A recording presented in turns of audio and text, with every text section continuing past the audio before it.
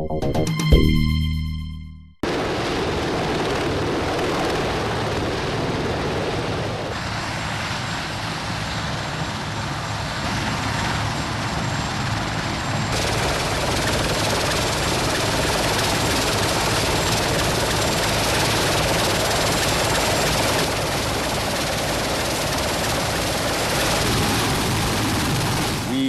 to keep on going until we get this job done.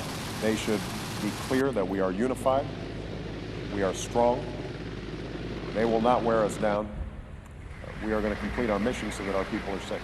We cannot afford to lose, because there, some of the freedom of the world is at stake. Every innocent person killed in Afghanistan is one too many. We have to deal with the problem of terrorism that still exists. To combat an enemy that is on the offensive, we need more troops, training, and assistance. And that's why we are deploying 21,000 troops to Afghanistan and increasing our efforts to train Afghan security forces. Yeah. It's good? Okay. Tiny. It's great. The Marines are training me up to be like my American hero, John Rambo. They want to take chai breaks every few minutes, and so we're training them as fast as we can. We have a clear and focused goal: to disrupt, dismantle, and defeat Al-Qaeda in Pakistan and Afghanistan, and to prevent their return to either country in the future.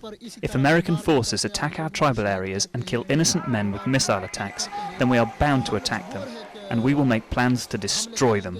The Taliban, during the past 2 years, have made a lot of progresses. They are now closer to Kabul, and by hitting the Taliban in their stronghold in Kandahar and Helmand, and cutting off their supply routes to other provinces, I think will affect their movement.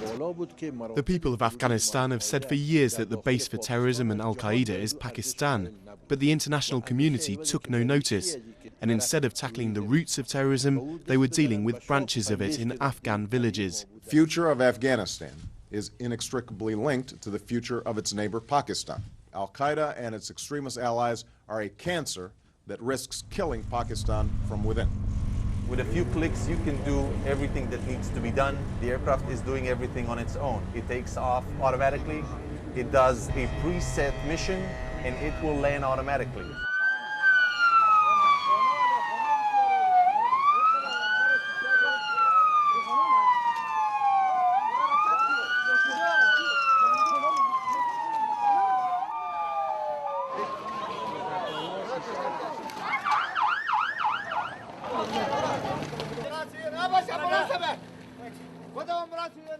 The lack of security has reached its highest level. Nobody can go out of Kabul. There's no security at all.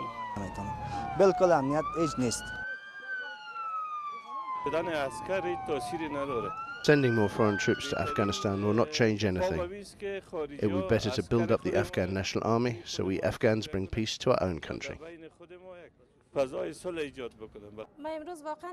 I'm really proud today that our country has reached such a stage that men and women can make decisions about the future of their country and choose their president. I would have come to vote even if there were suicide attacks. It's not an issue for me. The enemies might only be 5 people. They sell their ballot. I would still They vote. go, the strong people who has money or who has gun, they go there and they pay the money and they sell their vote. Suppose $20 a vote or $10 a vote. It's illegal what they have been doing. I think these announcements includes hundreds of thousands of fraudulent results, fraudulent votes. This is not the right time to discuss investigations.